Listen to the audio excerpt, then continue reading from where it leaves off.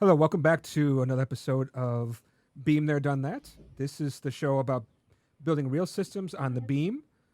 No hype, no theory, just only experience. So I'm Alan Wyman, and as always, I'm here with my co-host Francesco Cesarini.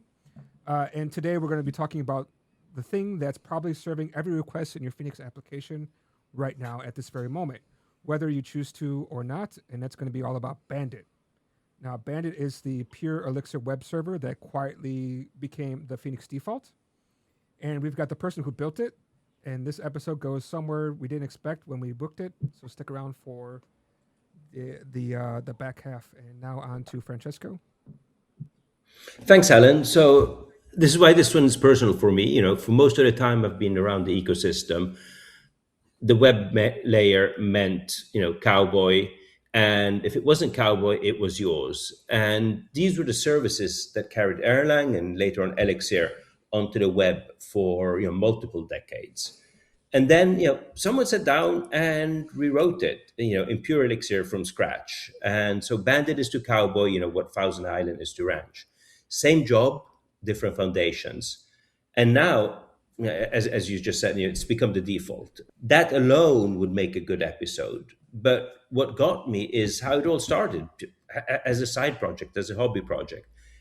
And, also for us, now that it's sitting on so much infrastructure, understand where its creator's head is at now, which is the part I really want to get into, and the approach, keeping the infrastructure handwritten, most of it done in a year. And in that year where I think the majority were moving on to coding agents. So let's bring him on. Matt, welcome to the show. Why don't you tell our listeners who you are and what you describe and how you describe what you've built?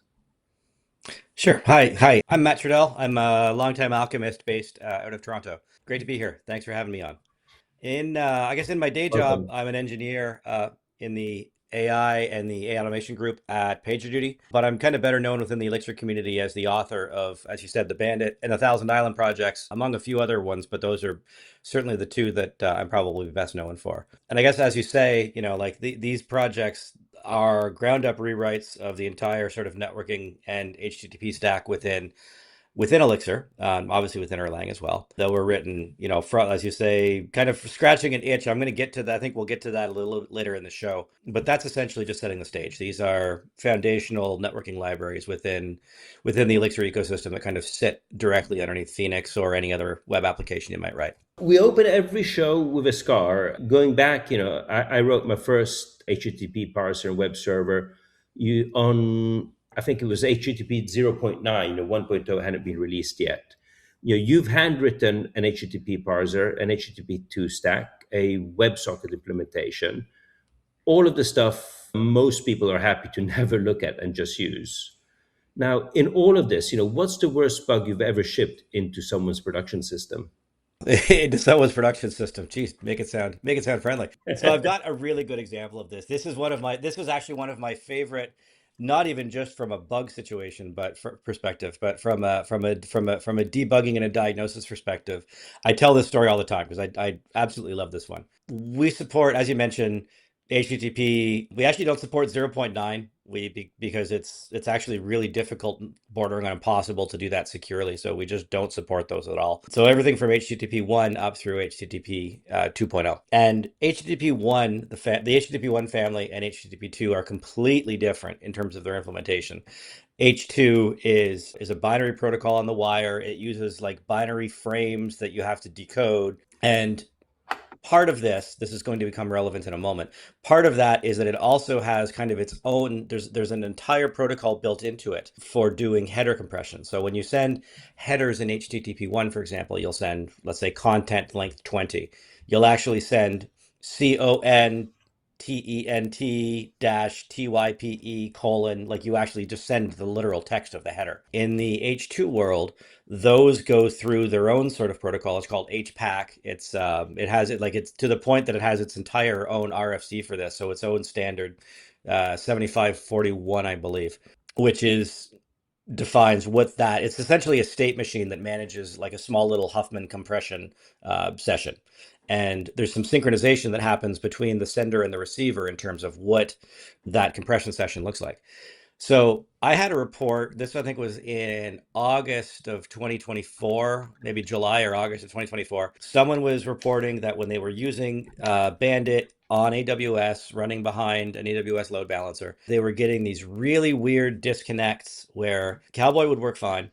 Bandit, whenever in a particular in a particular request pattern, but in a reproducible way, it would get one request in and then drop every second in the subsequent request. And I spent months trying to diagnose this. One of the things that can be tricky when you're diagnosing reports that come from the field is that they come from the environment that the reporter is working in. So, you know, is this relevant to their AWS environment? Maybe. I don't know. Is it relevant to, how they're running, if they're running on Fargate or on top of just bare EC2 or something? Maybe. I don't know. Right. And so trying to come up with the reproduction case was the hardest part of this. And I went on this, I was banging away on this, here and there for months trying to get through this. And I finally had a spare day where I could actually just go heads down on it. And I realized after I actually ended up like pulling up Wireshark,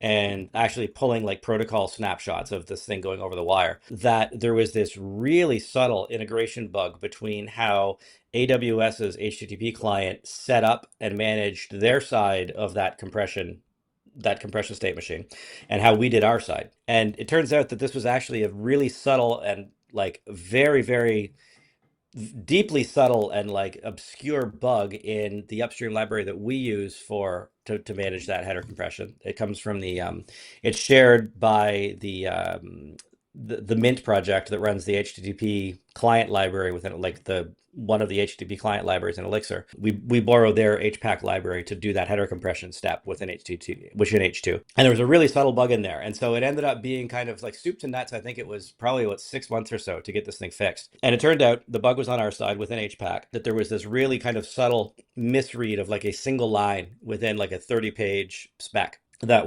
ended up being the issue with it. And of course, once that got shipped out and validated, that was it. But I always kind of there's an aspect of tenacity that I like, that we just kind of kept sticking with it, of kind of trying to reduce this down to what the fundamental, what the simplest possible reproduction case looks like, pulling back all of the moving pieces from their environment, taking it out of AWS and trying to reproduce it locally, using the right tools for the job in terms of using Wireshark to actually get packet captures, that sort of thing. It was a fun one. That was probably one of my favorite things to debug that I've had in my career.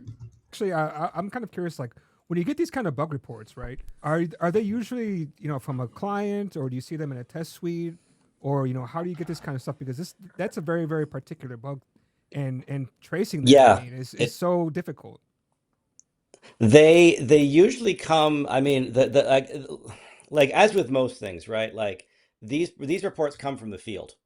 And, as I was saying, like because they come from the field, they come from the context of where that person was using it, right? So in this case, again, was the error in AWS? Maybe. Was it some particular bit of networking within it, like of how AWS does their proxy networking? Maybe. I don't know.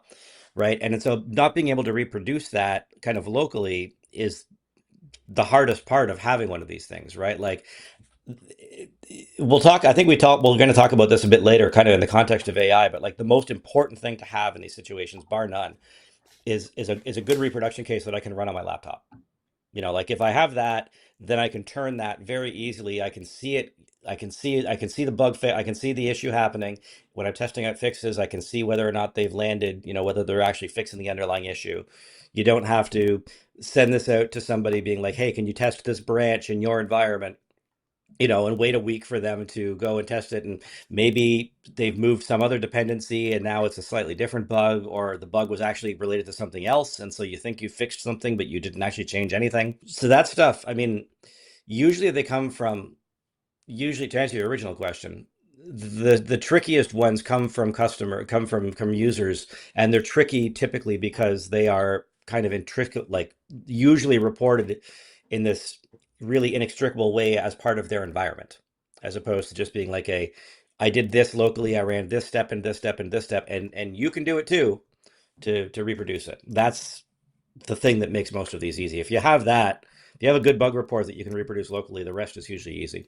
I wasn't expecting that, but it's actually the thread I wanted to hear, for the simple reason that the way you find out something's wrong is changing fast. But let's not get ahead of ourselves. Alan, why don't you bring people up to speed over what Bandit is? Well, I'll give my understanding of what Bandit is, right? So Bandit is basically the kind of just like a web server that hooks into, Phoenix and other kinds of plug compliant frameworks. I mean, that's a very elevator pitch, not professional kind of pitch. I mean, I think better hand it over to Matt to maybe better explain like where it fits in the whole ecosystem of when you have a Phoenix application or even other framework applications and with plug and so forth. Because yeah, it's for somebody who's just starting off. I mean, it's a whole kind of new game, right? A whole new playing field. Yeah. Yeah, so I think plug is really the jumping off point there. Like the easiest thing, and this is actually like I encourage this often in a lot of my talks, where so I came from the Ruby world before. Well, I came from a number of worlds before moving to Elixir, but one of those worlds was a Rubyist. And in Ruby, we have this abstraction called rack, and it's kind of the exact same thing, same abstraction as plug, but there was, where in the Elixir world we have Phoenix, in the Ruby world we have Rails. The Ruby world also has a number of sort of smaller, lighter frameworks that are kind of from a developer perspective, you can think of them as like basically a cut down, simpler version of Rails, but they are much kind of sort of closer to the wire, I guess, in that sense of like you think in terms of individual requests and responses, and you're much more your hands are much more in the HTTP world. So you're talking about parameters like query parameters and paths and things that are normally kind of abstracted away from you in Phoenix. And the plug world actually did a really good job with this, where they actually have within the plug project, there's a plug.builder, there's a plug.router, and there's a number of other plug modules within the plug project itself that kind of allow you to have those kind of same abstractions in the Elixir world.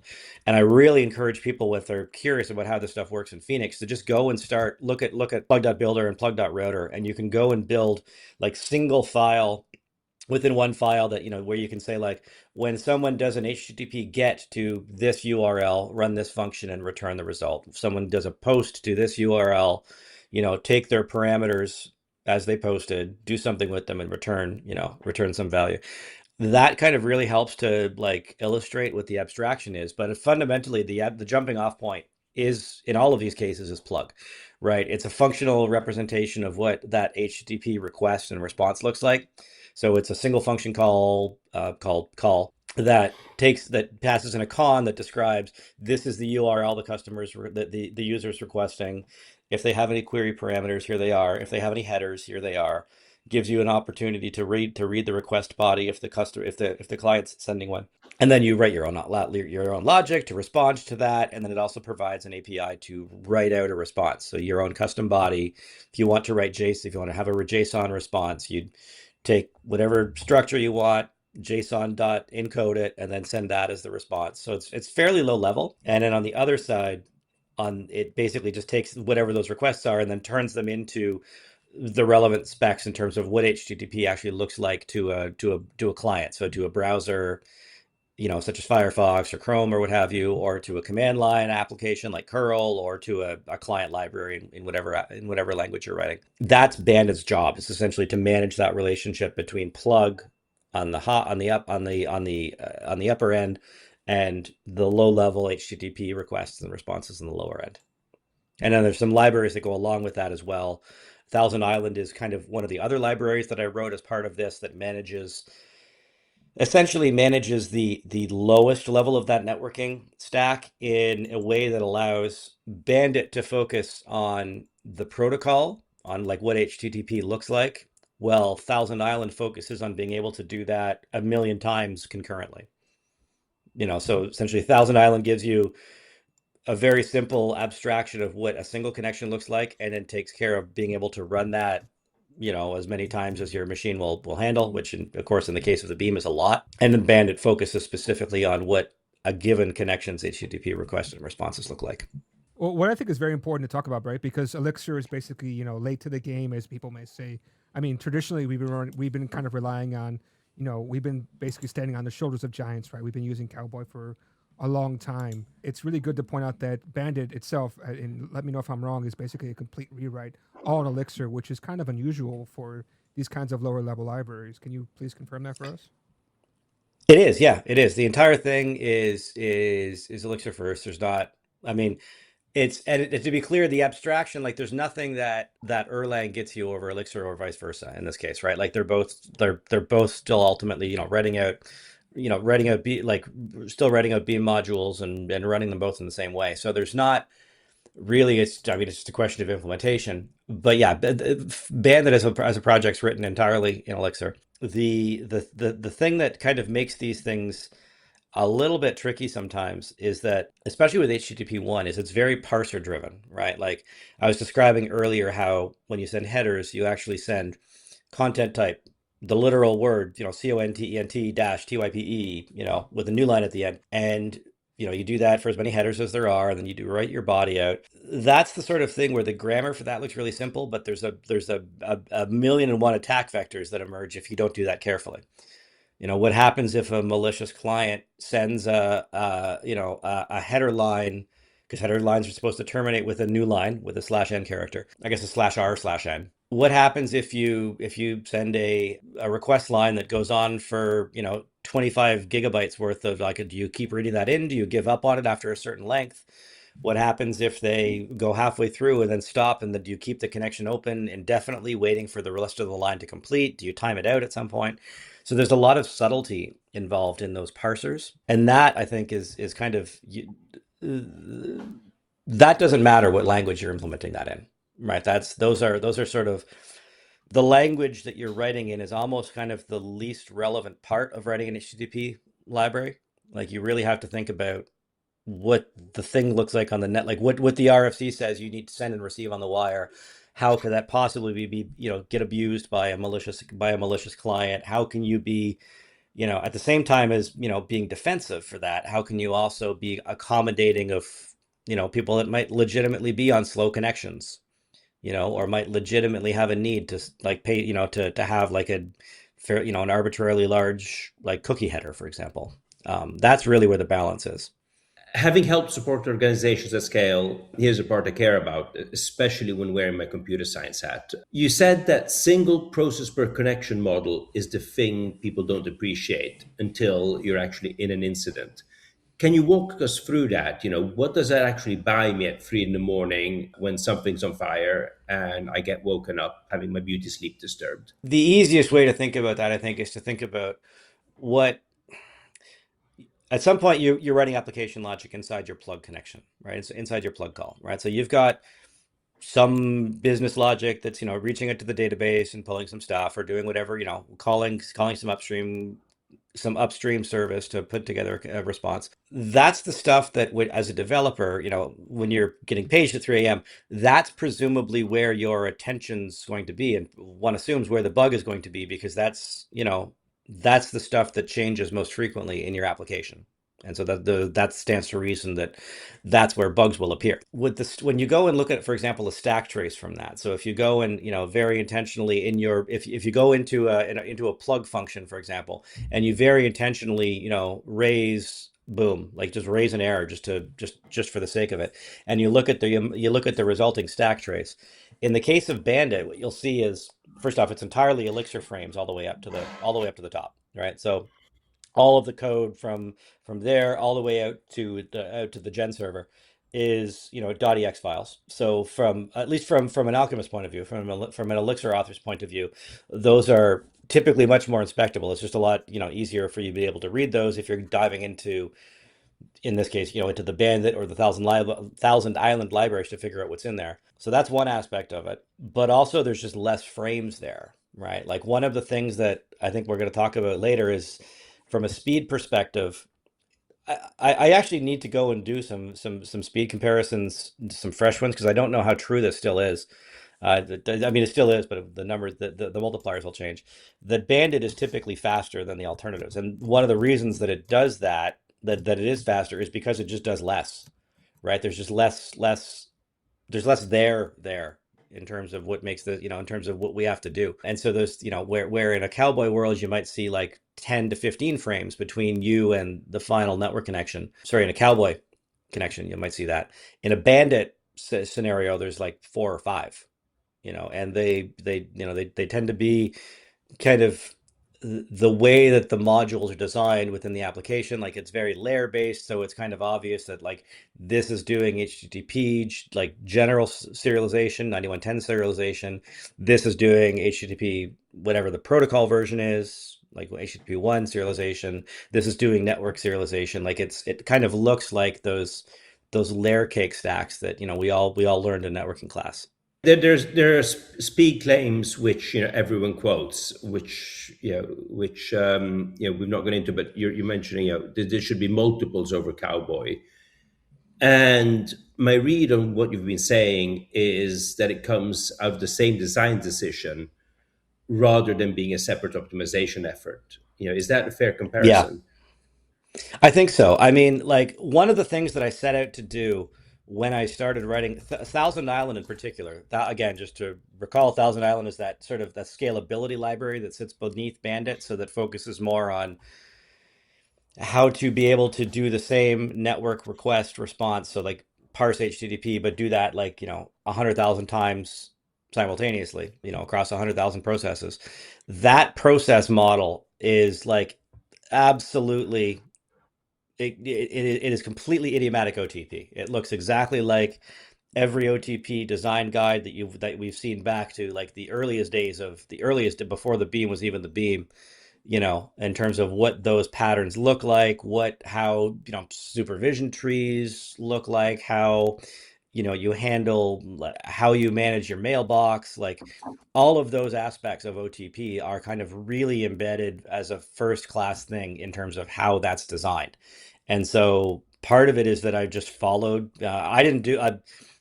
There's the performance and the scalability isn't my work, right? This is just me doing the smallest amount of work that I can, and then getting out of the way and letting the beam do its thing, right? And part of that comes from following those design patterns really closely. Means that like I get a lot of stuff for free from those design patterns. Like I can lean on all of the magic in the beam as opposed to having to recreate that myself. And also the fact that because Bandit is a plug native, like serving plugs is what it does. That's its cell sheet. That's its subtitle. On like that's the project's subtitle. That's all it does. So it's not like I'm having to bounce between a bunch of intermediate representations. Like the job of Bandit is to read bytes off of the wire and turn content-type, like turn literal bytes on the HTTP wire into a plug representation of what those bytes were, and then go back the other way. I'm not doing anything else, very much by design. And so again, there's just not a lot of there, which is one of the reasons that it's so quick. What I think is really interesting, and actually what I originally thought was that I was aware that some people wanted to kind of get away from cowboy or maybe have like a completely pure or pure as much as we can, like Elixir stack, and that's where this all came from, Bandit. But actually, that's not the case, right? So, do you mind to kind of talk more about where did Bandit start to come from? Yeah, I think it never came from a place of purity or anything like that. It actually came from like a very like, as many projects do, from kind of scratching a personal itch, right? And in my case, I'd seeked out to. I talked about this. I've talked about this at a couple of like local meetups here in Toronto, but I talked about it, I guess, publicly at Codebeam in Vancouver last March. I think Francesco was there. He can speak to this. Where I started off, we have one of those wall mounted air conditioners in our house. Those ductless mini splits, I think they're called in much of the world, and those things they're typically not, at least back in the day when we had ours installed, the only way to control them was like this infrared remote control. They didn't have Wi-Fi, they have no Bluetooth, they don't do any smart home integration, and we wanted to be able to have that. And so I had this idea of writing a little Raspberry Pi with a little infrared blaster on it that it could send commands to the air conditioner to go and do this. And we wanted to control this because we're an Apple house. I wanted to control that from the HomeKit app, the Home app within our phones. And so that's actually based on a protocol that Apple publishes called HAP, the HomeKit accessory protocol, which is the mechanism whereby your phone can control, smart light bulbs or smart air conditioners in our case. And I sat out. I wanted to build all of this on Nerves, so I set out to build a HAP library, a HomeKit accessory library in Elixir. And as it turns out, the HomeKit accessory protocol is built on top of HTTP, but it's got this little tiny shim of like oddball, one-off, one-of-a-kind encryption that lives just above the wire, just above on the TCP connection, which is not like, it's not HTTPS, it's not SSL, it's its own kind of, and it exists. If you go into the details of where HAP came from, it actually makes perfect sense to do it the way they did. But it was a thing that, of course, no web server supports because it only exists in the context of HomeKit. And so I set off to try to implement this within Ranch, and very quickly gave up because I started diving into it, and I'm not the best Erlang reader to begin with. So I, very quickly realized that this was going to turn from fun to misery to try to do it in Bandit, in Thousand Island, in Ranch. And then so I was like, well, I guess I'm going to write my own. And then so I wrote a very simple Hello World HTTP library. Then I shimmed this little bit in, and then I made sure that actually worked on HomeKit. And then actually didn't finish the HomeKit library until this was all in 2019. I think 2018, 2019 was around when the first versions of this were happening. So this was like 6 or 7 years ago, maybe even longer than that, 7 or 8 years ago. I never actually finished the HomeKit part of it until like about 6 months ago, until I was preparing my talk in Vancouver. So it finally did come full circle, the initial genesis of this. But, as it often is the case, I started off building one thing and then realized that one of the other things I was building along the way was kind of the important thing. The thing that the part of this that actually got legs and took off within the community. The socket library came first out of necessity, and then the web server came out of the socket library. So, Thousand Island before Bandit. For people who know the old stack, that's Ranch before Cowboy, same order. What made you build your own socket layer rather than just sitting on Ranch?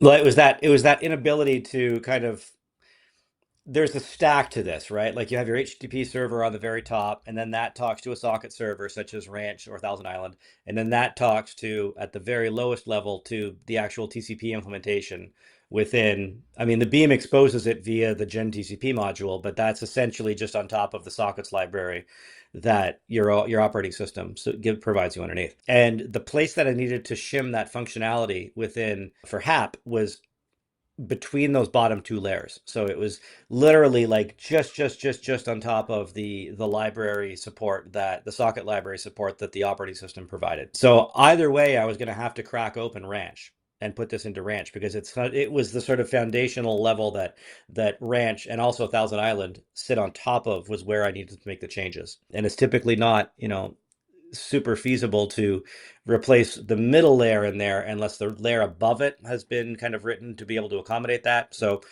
either way, I was going to be making changes to Ranch, whether it was to put the functionality in the first place, or to be able to provide the ability to shim different functionality in there to be able to support that encryption. Either way, it was happening. And then so, Thousand Island was, and I've always had an interest in this stuff. Like I've always really enjoyed working with low-level network code, all the way back to like university, like third and fourth year projects in university. I always focused on this kind of stuff where I could. So it was a very natural inclination for me to, with no small amount of hubris, I think, be, like, I'm just going to go and write this. How hard can it be? And here we are 6 years later. The answer is it was quite a bit harder than I was expecting. Take us along this timeline, because it's a longer road than most of our listeners are assuming. From the first proof of concept to what's now the default Phoenix web server. So I think this started. It's funny, I date things by before whether I was still working in an office. This was pre-pandemic or not. That's it's like a real stake in the ground about timelines. But this started before the pandemic, in about, I think it was late 2018 was the very, very first commits that I had internally. And I was just, just bashing this around in the evenings and the weekends, like no public, releases of this, or if they were 0.1 kind of very preliminary releases. The first kind of first place that I ever talked about it publicly was in 2019, late 2019. I think somewhere in 2020 was when I had my first external PR from someone that I didn't already know. So that was, that's always kind of validating when there's, oh my gosh, there's other people in the world that are using this, which is, another kind of stake in the ground. I talked about it publicly for the first time at Elixir Conf. It was still an online one. It was back in the pandemic days. 2021, Elixir Conf North America was when I kind of announced, like, that was the coming out party for Thousand Island and Bandit. I showed Phoenix support. I do conference driven development, if that's not obvious. Like, my motivator is submitting a talk, a talk proposal, getting accepted, and then realizing 3 months out that I have to actually have something in place for it. It seems to be where most of the work in Bandit has come from, is in these spurts You leading learn up from to the best. conferences. Yeah, so that was 2022, I think, was the first time that I showed it publicly supporting Phoenix without WebSockets. And then and over the course of 2023 was when I think we'll talk about this in a bit, about how getting WebSocket support landed in Phoenix for other servers was a fair bit of work. Not so much in Bandit, but in terms of refactoring that stuff out of Phoenix. That was over the course of 2023, and then the project went 1.0 at ElixirConf 2024. So very slow, steady progress here, right? Like 2024 is when the Bandit Thousand Island projects finally went 1.0. So that was about 5 years or so after when I first started working on them. And then sometime later that year, that's when Phoenix made the switch over to using Bandit as the Phoenix default. And that was kind of, I mean, there was a bit of a turning point in the middle of all of this. Again, doing conference driven development, like, the project got, and I don't want to speak for anybody else with this, but it seems that, like, the community started taking the project more seriously, kind of less so when we hit technical milestones as when I actually met people in person and people put faces to names. Like, when it stopped being, oh, there's this new web server out there that, is kind of seeking to replace Cowboy, to, oh yeah, Matt's project, and like I met him, at ElixirConf EU. A lot of this stuff got real when, like, Chris and Jose and Andrea and Wojtek and I spent like an hour sitting we actually got shooed out of the lobby because we're sitting on the floor of the lobby talking about, hashing through a bunch of things. And they're like, you can't sit on the floor. You have to look like respectable citizens. But I think the project got a lot more real to other folks when they, actually realized that there was a human behind it, and that was me. And, like, they could talk to me about how to fix things, and it wasn't just this, random project on the internet. I think that's when that's when things really started. Like, you can see the side effect, I guess, of conference driven development is that things often tend to get more real when you integrate with the community by actually putting faces to names in person.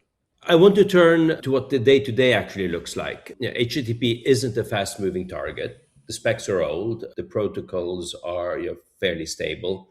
What's left? What does the work on Bandit consist of in 2026?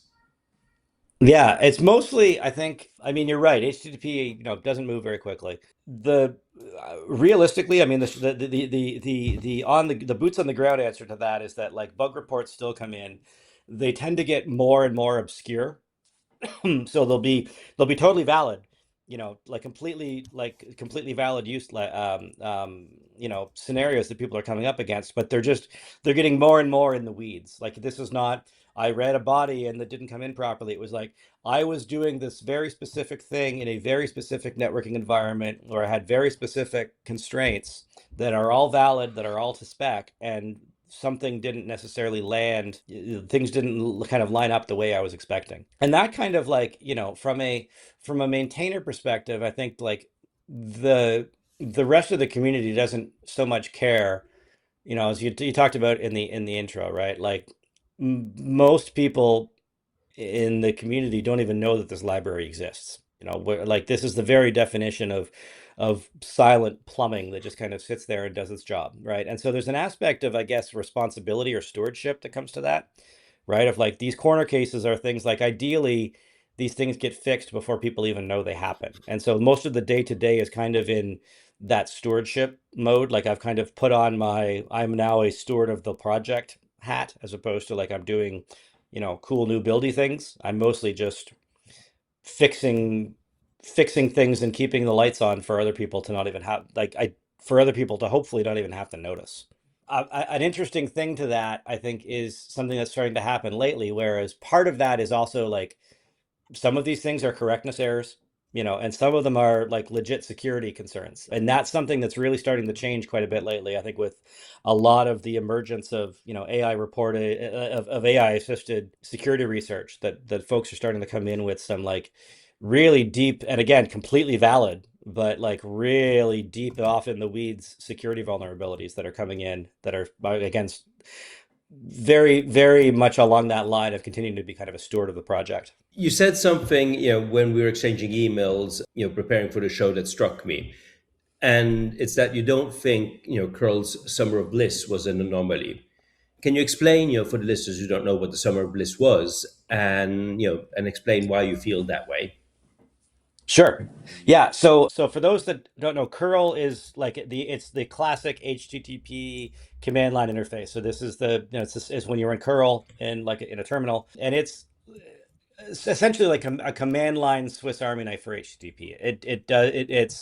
It's by volume, I would imagine probably one of the highest volume HTTP clients on the internet. Like it's used everywhere. It's available in a library form that's built into a number of frameworks. It's a very, very, very high profile, high volume HTTP client.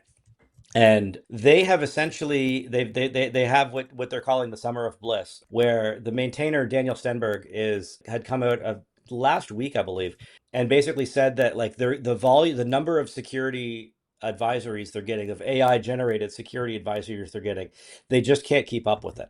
And so they're declaring they're declaring not bankruptcy, but something I guess more like I guess an amnesty or a reverse amnesty for the month of, I believe it's the month of July this summer, where they aren't accepting any vulnerability reports. The reporting security addresses are just going to pile up. They're deliberately not answering them. And they're basically just something between taking a vacation from the project entirely, but also taking a vacation more specifically from the security side of it. And this is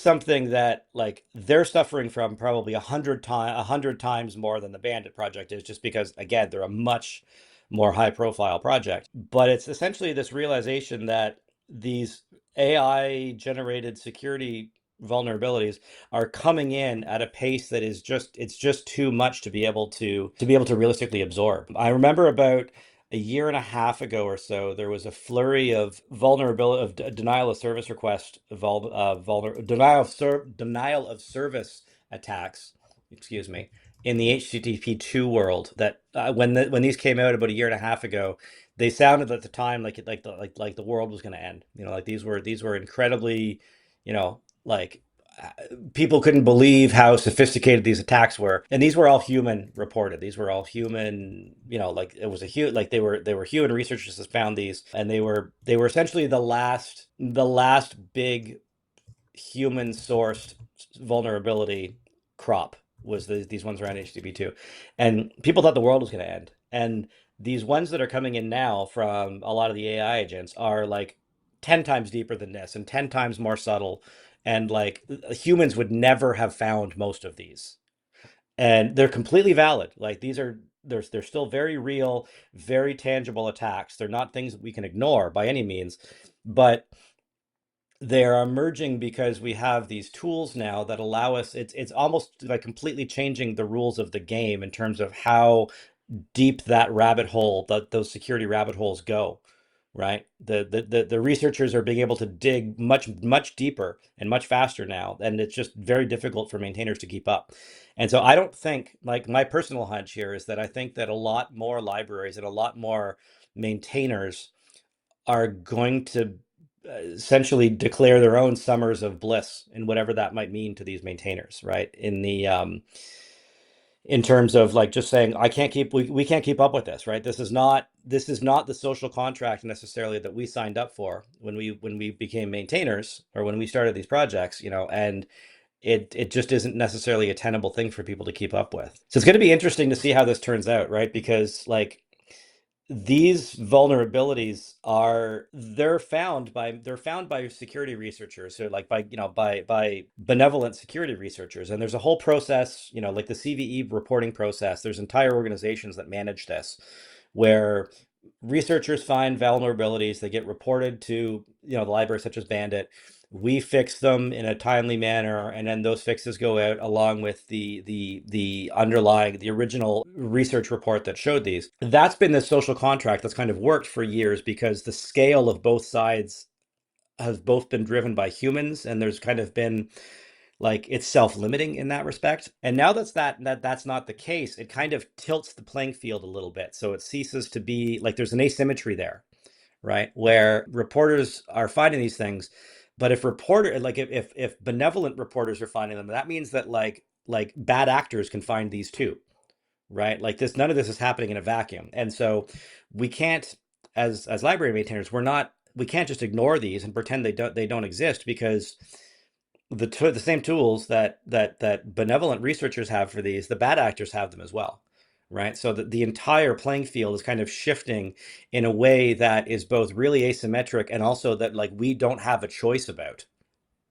right? I think point being is I think like this curl summer of bliss, I think is very much a canary in the coal mine here. I suspect we'll be seeing a lot more of this with maintainers just throwing up their hands in one way or another over the next few years. I mean, let's name the asymmetry here, because I think, that's the real point. AI finds candidate bugs cheaply at scale, but is very poor at judging both the severity or writing a correct fix. So it's not just the volume. No, it's not. And I mean, ironically, I think it's a combination of, I think, the volume and also the severity, right? That these are, again, these are all valid real bugs. And humans never would have found them, only because they were so subtle, but that doesn't make them any less severe or any less real, right? The thing that is kind of ironic though with this is that the same like libraries that are very good at finding these vulnerabilities are also fantastic about writing reproduction cases for them. Like I think right at the top of the episode, I mentioned how like hands down the highest value thing that any bug reporter can do to any open source library, certainly to Bandit at least, is to provide a very good reproduction case that I can run locally. And for example, Peter Ulrich, I know he was a recent guest on the podcast. He's been really busy lately with Bandit and most other libraries actually in the Beam ecosystem, of essentially being a benevolent researcher and finding a number of security vulnerabilities in these different libraries. He reported 8 of them on Bandit about 2 months or so ago. One of them was 7 of them were valid. One of them was a feature and not a bug, and 6 of them were legitimate, real, like published CVE vulnerabilities. And they were all deeply subtle ones. But the nice thing is that every single one of his reports came with like a fantastic like copy and paste into the terminal reproduction case. With like AI generated, like the AI would actually go and, it would run its test and then say, print out like, this server is vulnerable. This server has been patched. This like reading out this number of bytes on, if it was a buffer overflow exploit, buffer filled up after 3,000 bytes or 10 million bytes or whatever the number was. Like just incredibly useful reproduction tools. And so that is kind of a bit of a like, those are almost a joy to work on, because they're super code, like the descriptions that came in had the reproduction case in hand. I don't know what prompts he was using for these, but they obviously worked. Specced out like down to the individual clause in the RFC line about where things were breaking, often very, like suggestions about, what the code path was within Bandit itself that was being attacked here. This can be done both ways, right? Like I think the tools can definitely be used to make this job easier. Most of it, I think, as you say, is just the sheer volume of these, right? Like fixing an endless stream of CVE reports isn't what most people signed up for when they started, whatever open source project they do. It's part of the burden of kind of responsibility, that sense of stewardship, I think, that I mentioned earlier. But like that sense of stewardship, owning a piece of like fundamental infrastructure, like that draws from like a well of patience or tolerance, I guess, that I think every maintainer has. And that, like anything, human facing, that well's finite, and eventually it'll get run dry if it doesn't get replenished. And there's just not a whole lot in this very mechanistic, high volume, mechanistic AI report driven world that's really serving to fill that bucket, that's really serving to like refill that well for a lot of people.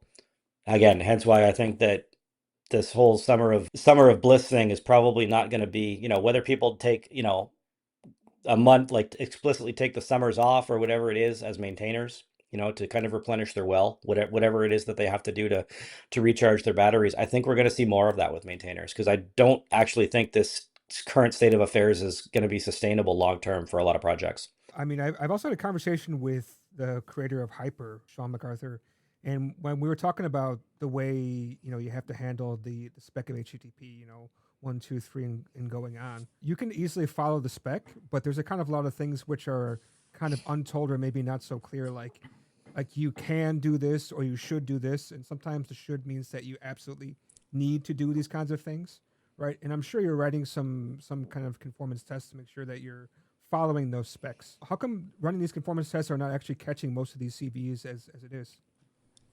Well, so the interesting thing is it's like a lot of these CVE, a lot of the reports that, for example, I'll take Peters as an example, the reports that he submitted recently, they don't look like HTTP bugs. They look like they're very, like the attack vectors are very beam shaped, right? So like the classic example is like HTTP it's a binary protocol. And so the way those work is they have a 24-bit, like a 3-byte long length field, and then that describes how many bytes follow in the message. And so if you have a 15-byte message, you'll have 3 bytes at the beginning that encode the number 15, and then there'll be 15 bytes of payload, and then that's a frame. And so the natural way you would match that in the beam is to use bit string matching, right? You'd match a 24-bit little endian, and then you'd encode that into length, and then you'd read length number like into a variable L, and then you'd read L number of bytes of binary. And it turns out, like, if you do that naively, like, it looks really elegant in code, right? It's a one-liner. It looks, bomb-proof and excuse me, very elegant. But if you do this naively, it opens up all sorts of attacks around what happens if that number is arbitrarily large. What happens if you specify, 10 megs, 10 million in the length, but then you only send like 9.9. And then does the connection hang there and wait forever, right? Because bit strings don't encode a way to be able to time out on that sort of thing. Like there's a number of kind of, you need to basically be like a little bit sophisticated about how you do those things, but ultimately those attacks don't look like a violation. They're not a thing that a general purpose like HTTP focused test suite would find, right? The bugs are more shaped like almost using the best parts of the beam against itself in a number of cases. So like we do use a number of HTTP, like we use the H2 spec, which is a public conformance test for HTTP2. We use Autobahn for WebSockets conformance. Like we have, like very robust, and those things, especially during development, are incredibly high value, right? Because you can work through, like they're structured as test cases, right? And so you can work through, especially for something like this where I work on evenings and weekends, I'll sit down and be like, great, tonight I'm gonna implement support for Autobahn case 5.8.2. And I'll go and, I'll do 20 minutes of work or whatever I have energy for that night. And I'll just, I'll move the bar a bit further along. And then the next day I'll do 5.8.3, that sort of thing. So they're super valuable from that perspective, but they don't necessarily catch these sorts of things. Let's start looking into the whole decoupling of Phoenix from Cowboy, because that's a piece of this most people never see. Before this, Phoenix and Cowboy were effectively married. Phoenix, couldn't easily run on another web server. What was actually tying them together, and what made it hard, to decouple them? I think the easy way to think about this is what this looks like first in the HTTP world, right? So in the HTTP world, we have plug, and plug is like the Elixir world's abstraction of what an HTTP request and response looks like. But with Cowboy, it's actually layered. Like Cowboy provides its own HTTP request and response cycle, Cowboy Rec and Cowboy Resp. And so there's actually an adapter library called Plug Cowboy that Jose Vlim wrote that is basically adapts Plug Cowboy into that adapts Cowboy into Plug. And so when Phoenix was written, it was written on top of Plug. So there was already a general purpose abstraction between it and Cowboy for HTTP, right? And so implementing support for Phoenix within Bandit for HTTP was very, very, very straightforward because we already had an abstraction in place that Phoenix knew how to talk to Plug. Bandit is a plug server, so like the two pieces naturally met together. With the WebSockets world, there was no equivalent of Plug, right? The Phoenix implemented WebSocket support by essentially reaching into Cowboy WebSocket and using that as the abstraction. So where in the HTTP world it talked to Plug, and so there was that abstraction built in. In the WebSocket world, it didn't have that abstraction. It reached over that boundary and talked directly to Cowboy. And so, obviously, if I was going to be writing like the solution to this was to essentially write Plug for WebSockets, right? That same sort of general purpose abstraction, and so that was it was a two-part thing, or three-part thing. I guess the first was defining what's called WebSock is what we built for this, defining basically what like Plug for WebSockets would look like, and then shimming that into the layer between Phoenix and Cowboy. So implementing a Cowboy implementation of WebSock of that WebSock behavior, and then having Phoenix, instead of talking to Plug to Cowboy, have it talk to WebSock, right? So essentially shimming in that abstraction layer in between the two in the form of WebSock. And then once we had that, then essentially implementing Bandit. Well, I mean, this whole time Bandit was written much as Bandit. The purpose of Bandit is to serve Plug requests for HTTP.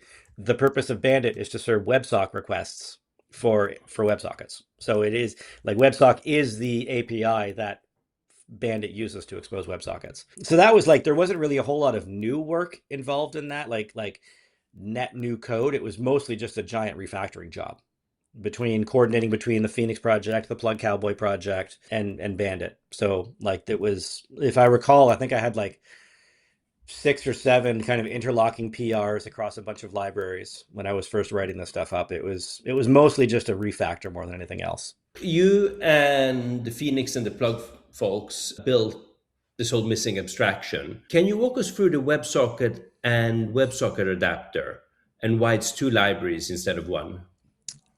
Yeah. So WebSock. Okay. So essentially, what WebSock looks like, WebSock again is Plug for WebSockets. It's that same sort of like, it's a general purpose abstraction about what a WebSocket looks like for you to work with programmatically. And it turns out that WebSockets, because they're kind of like longer term, they have like a life cycle that's different than an HTTP request. That API looks, it's very gen server like. Right, it looks like a gen server. It's got like 5 or 6 callbacks in it, and that is defined in a behavior in the WebSock library. And then there's implementations of support for that, which in the case of Bandit are built into Bandit, but in the case of Cowboy need to be defined somewhere. And so much like on the Plug side, we have the Plug Cowboy module that is that adapter between the Plug world and Cowboy. And Plug Cowboy is a separate library that sits in the middle there.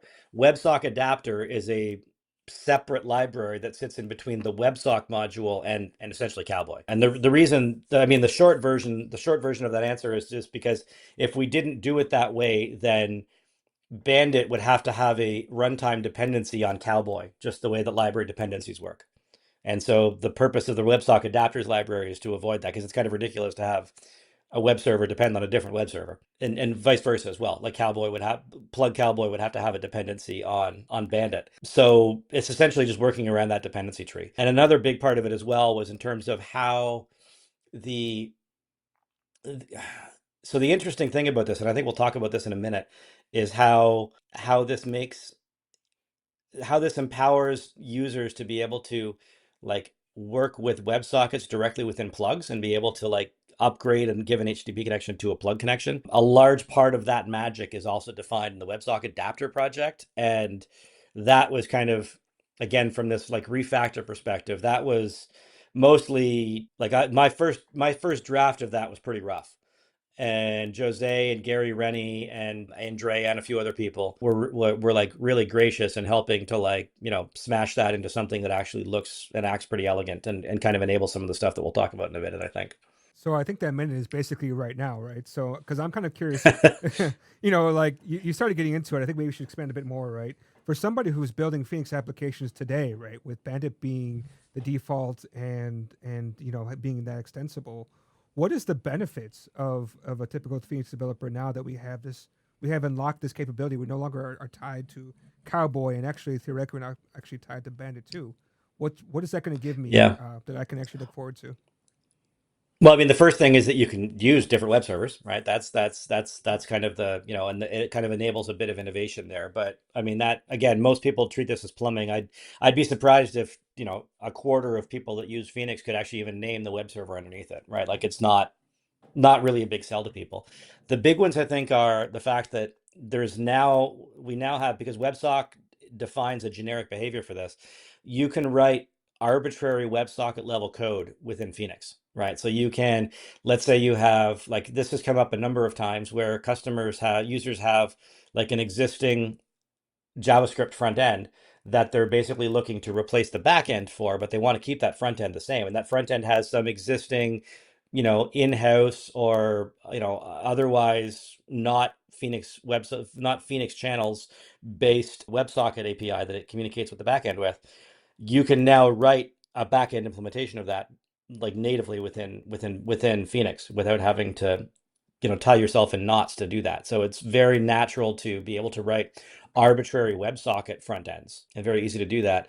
And the other kind of thing that's kind of neat is that because so a WebSocket connection starts off as an HTTP request, and then it makes a specific request with these predefined headers, and the server and the client essentially negotiate to turn that request into a WebSocket. That's essentially how WebSockets like start. How a WebSocket started.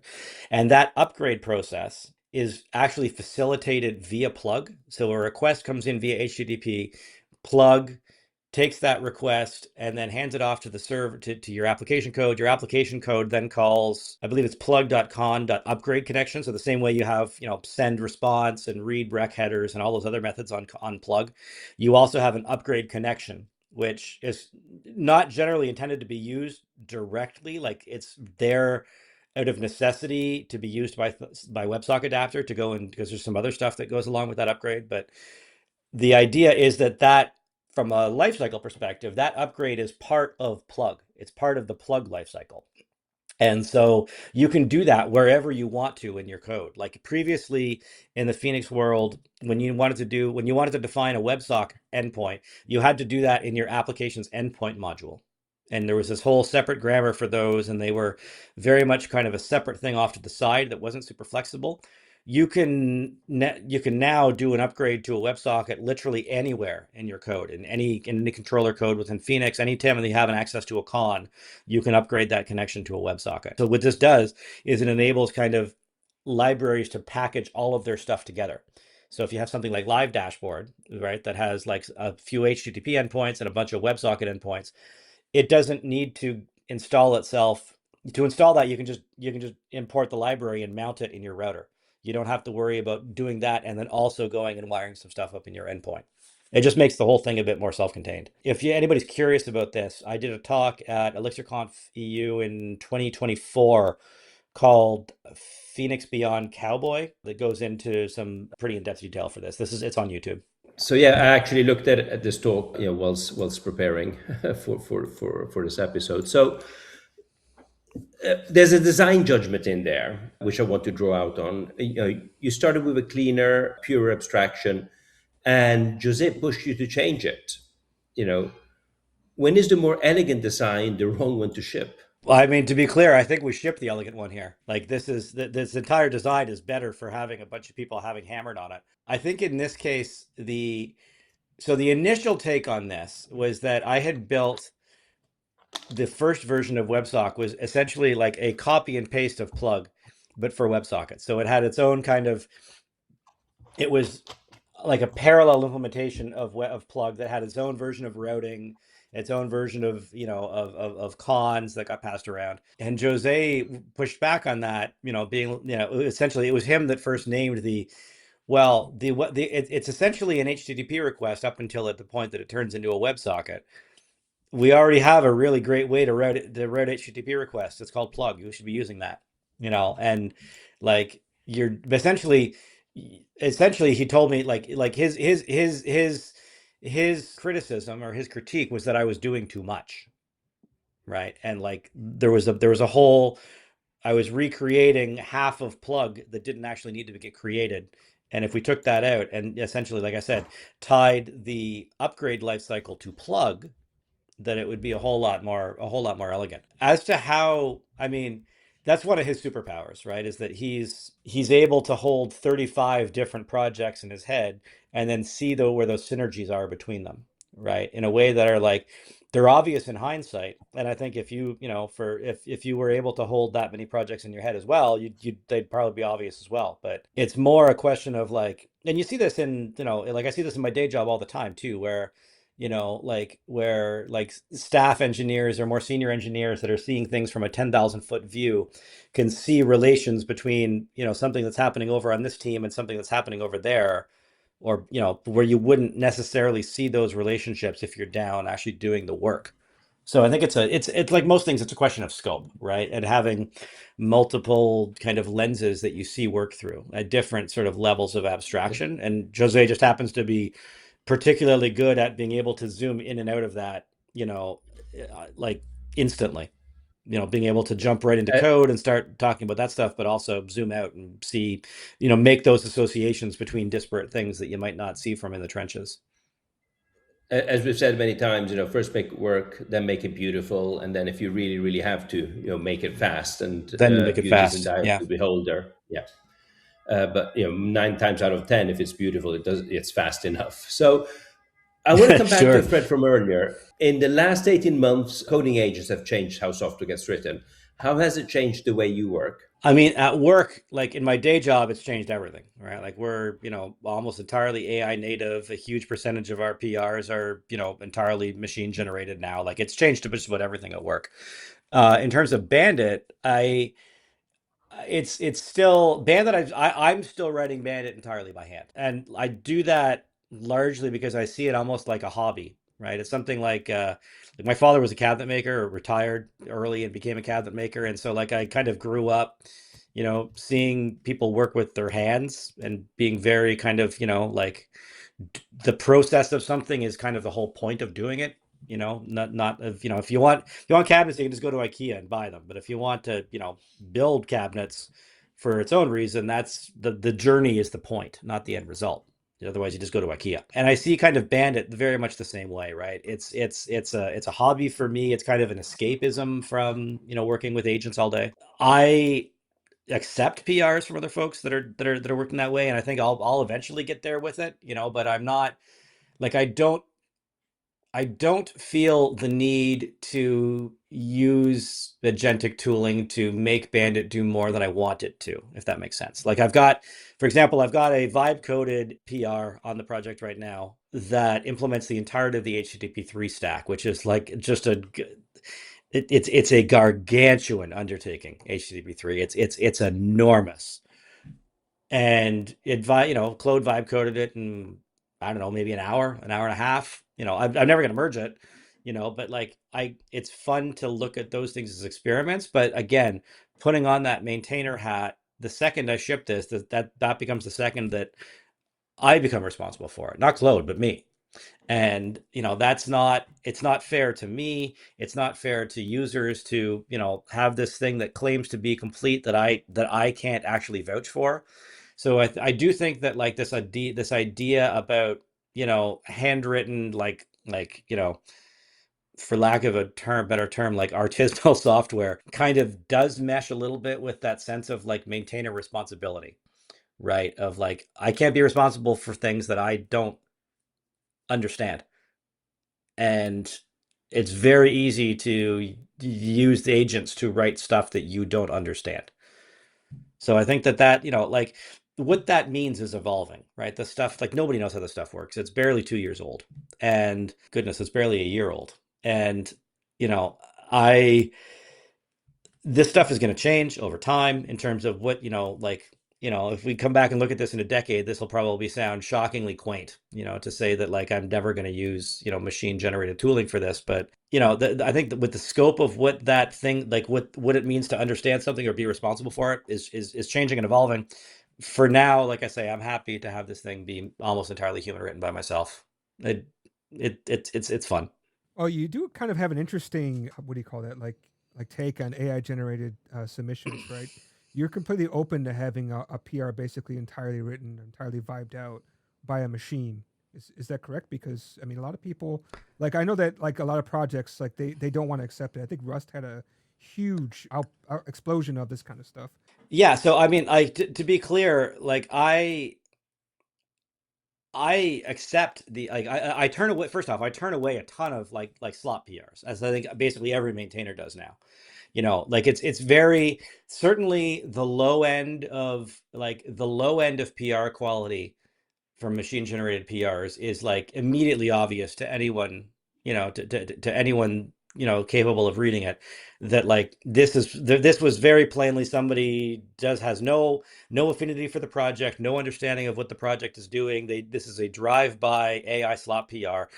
I've had a number of those show up and I close them instantly. I feel no remorse about that at all. Right. Like there is a sense of, and this is something that we're trying to quantify at work as well. Right. Of like, there's a difference between having the machines write your code for you, or sorry, who writes the code from either a human or a machine is almost orthogonal to whether or not you as the human submitter understand what this is doing.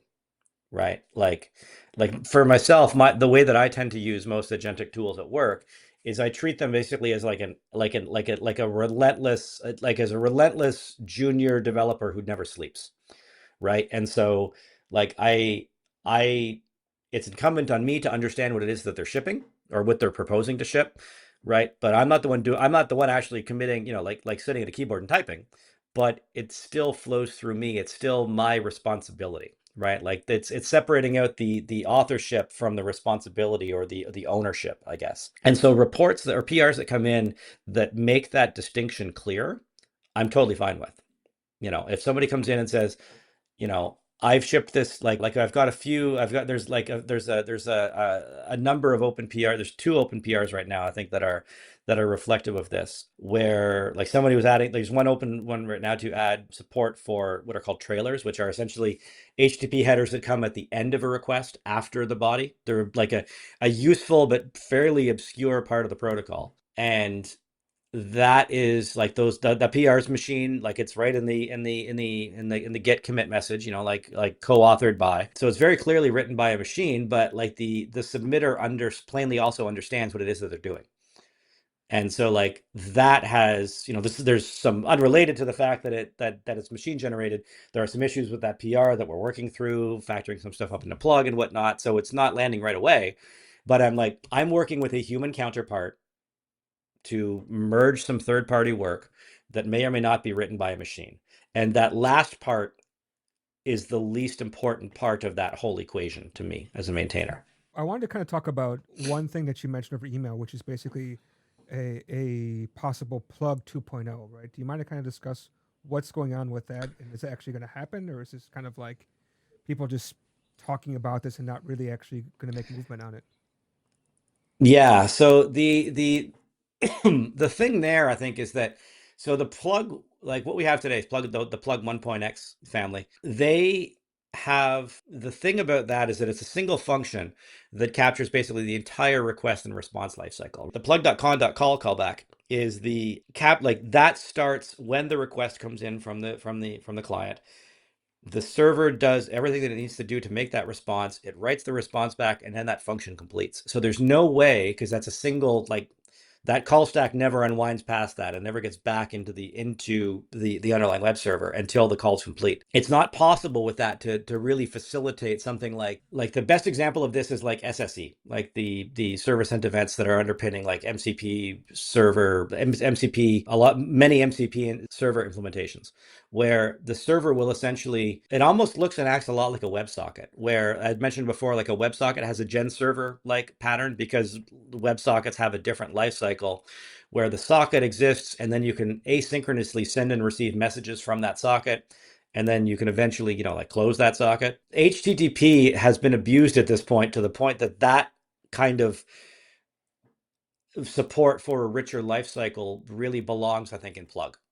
To be able to do things like hang out on a socket, hang out on an HTTP request, and then stream things back while you're still being able to potentially do other things, like having an like rather than it being plug.con.call, if that interface looked a lot more like a gen server, where there was the ability to be able to asynchronously read data from a request and asynchronously write data back on that as a response, and have that be something that you could do that while also doing other things. That facilitates things like, again, like SSE, for example. gRPC also needs this. Like the gRPC spec is really difficult to pull off properly in plug. And the other thing that this also captures too is that the first thing that like a lot of Phoenix connections do is that they'll go and they'll subscribe to some internal channel within the Phoenix server, and then they'll go and wait for requests from that and kind of stream events back for things to be published to that topic, and then stream those back to the client. Being able to do that entirely in process within the request process kind of simplifies that model quite a bit. Like Phoenix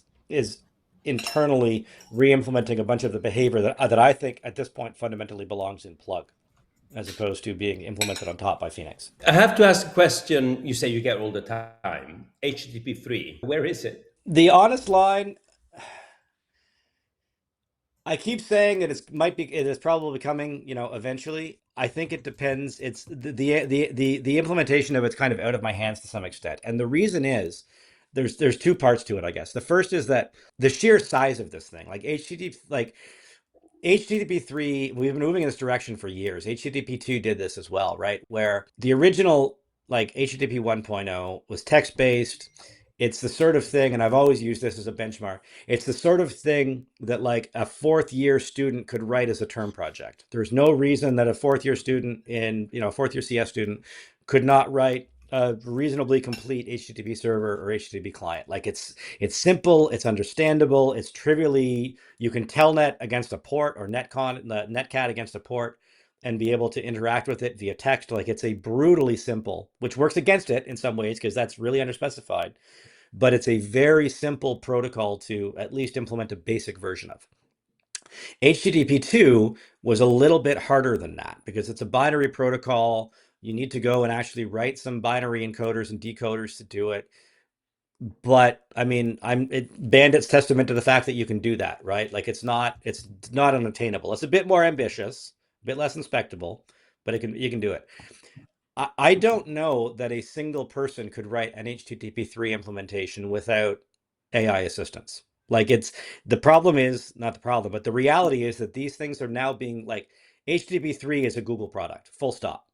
Quick is a Google the Quick library that it sits on top of is a Google initiative, full stop, right? And Google has infinite money. They have infinitely sized developer teams, right? They can throw separate teams to do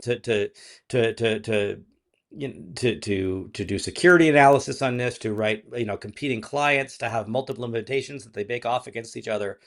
Right, like the level of resources that a Google or like any of the giants can bring to bear on these is both like completely unrealistic to expect out of open source development, and also like kind of table stakes for these bigger protocols, right? Like I don't know how you would ever build an HTTP3 implementation unless you had the resources of a Google, or like an Apple or an Amazon. I legit don't know how you would do it. So I mean, I don't know how you do it without AI assistance.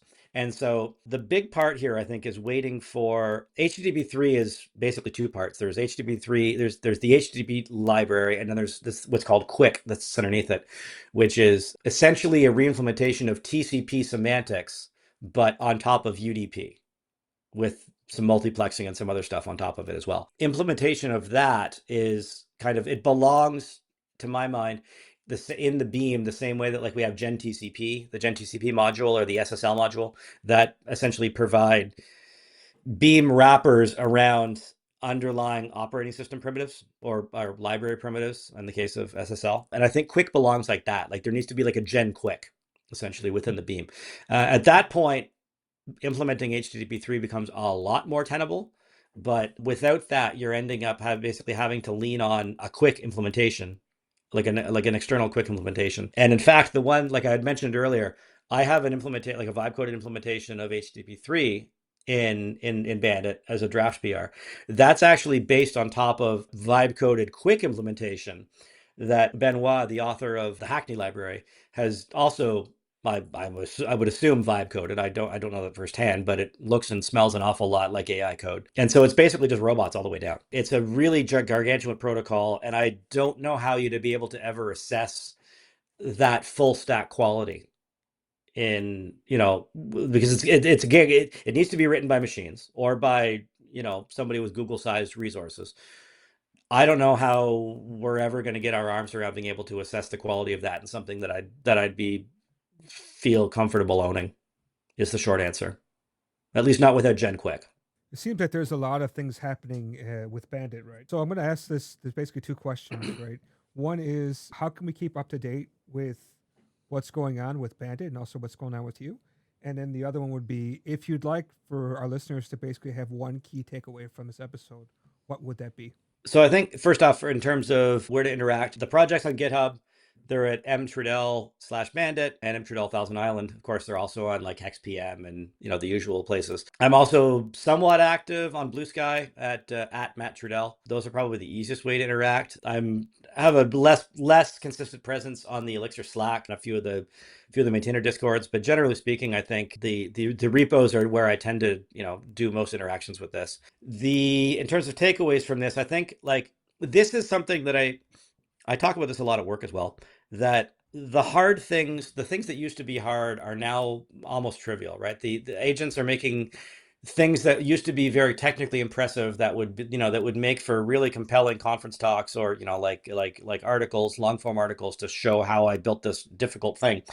That's not impressive anymore or even really notable anymore. And I think, there's this saying, I found this on the internet a while ago that was like, we were promised a future where the machines would do our laundry and our dishes so that we could go off and make art. And instead we got the opposite. We got a world where the machines are doing all the art and we still have to do our own dishes and laundry. Right. And I think it's important in that to think about like where you can find joy or humanity in doing these things and kind of sharing those stories, right? Like it's no longer impressive to be like, I wrote this gigantic thing and aren't I clever? Check out this conference talk, right? Like that's not impressive anymore, right? Because that's not hard anymore. I think like it's more kind of like, I built this wacky thing and it makes, like I hope that this makes you think about something a little bit, maybe a little bit differently than when you came into a talk or came into a blog post or something like that. I think those sorts of focusing on the joy and focusing on the humanity, I think is only going to become more and more important. As the robots let us do bigger and better things, it's important to think about, what it is that we're building and where the humanity is in that. Let me try to pull this together for our listeners because I think in this episode we've covered two things at once.